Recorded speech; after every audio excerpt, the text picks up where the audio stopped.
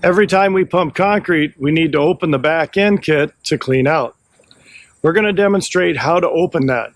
We're going to remove the pins and wedges and open the slider to make easy access for washing out your hopper. First, I remove the safety pins.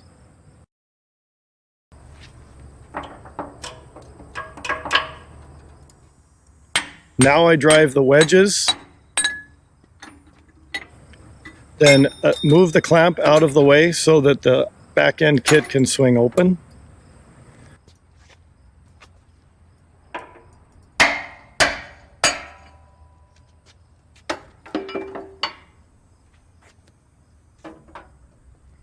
I also loosen the slider clamp bracket, and then as I pry gently away, I can swing open my transition elbow.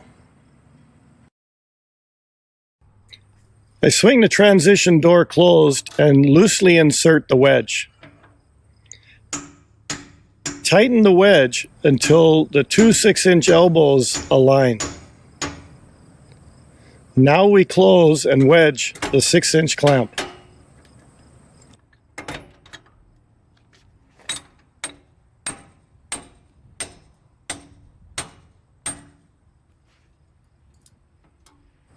Install your safety pins into the wedges.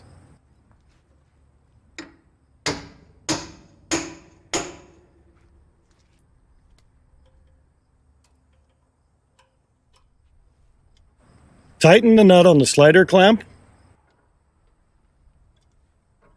And now we are set to pump concrete.